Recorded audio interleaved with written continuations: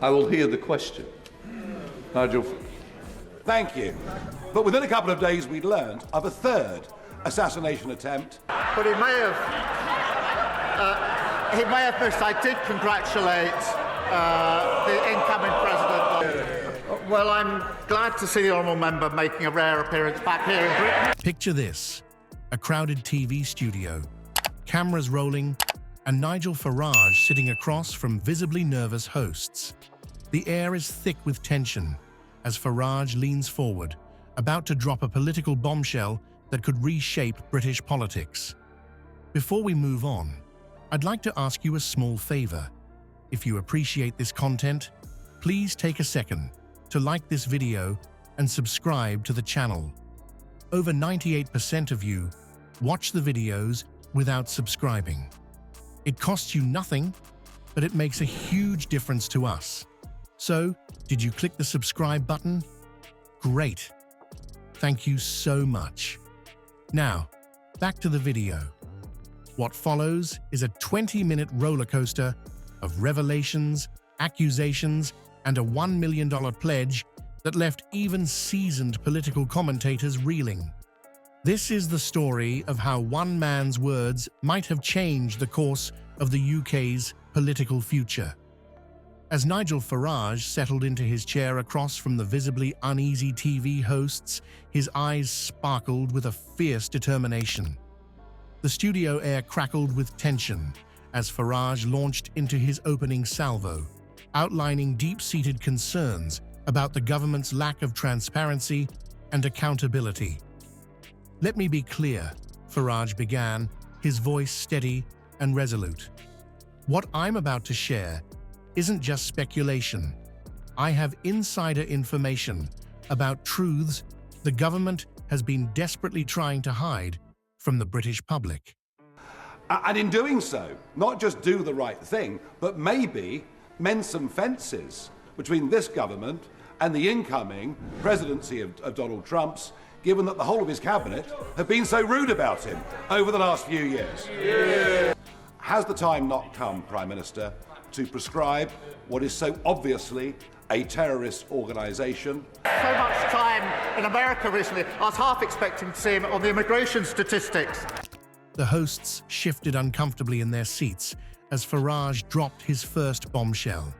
He claimed to have evidence of a cover-up involving the UK's diplomatic relations with China, suggesting that high-ranking officials had deliberately misled Parliament about the extent of Chinese influence in British infrastructure projects.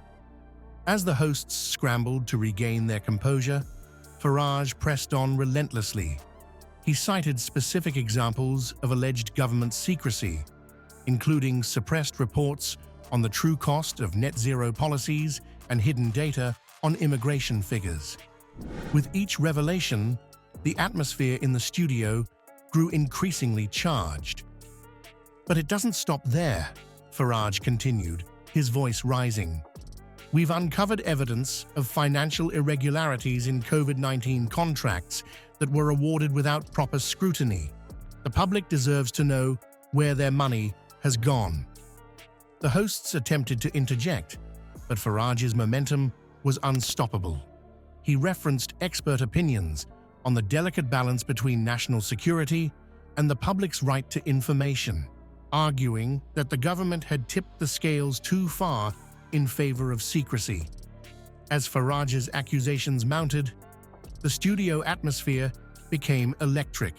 The hosts' faces betrayed a mix of shock, skepticism, and growing concern. They struggled to maintain their professional demeanor as Farage methodically dismantled their prepared talking points. In a final, dramatic flourish, Farage issued a direct challenge to the government. "I call on the Prime Minister and his cabinet to come clean," he declared. "Release the documents, let the public see the truth. And if you don't, rest assured, there are more revelations to come." The hosts, visibly rattled, attempted to wrap up the segment, but Farage wasn't finished. With a hint of a smile, he added, "And gentlemen, brace yourselves, because what I've shared today it's just the tip of the iceberg. The real political earthquake is yet to come. The real political earthquake is yet to come, Farage had promised. But how could he possibly back up such a bold claim? As it turns out, Farage wasn't just talking about exposing government secrets. He was preparing to make a move that would reshape the entire political landscape. The studio fell into a stunned silence as Farage reached into his jacket pocket, pulling out a folded piece of paper.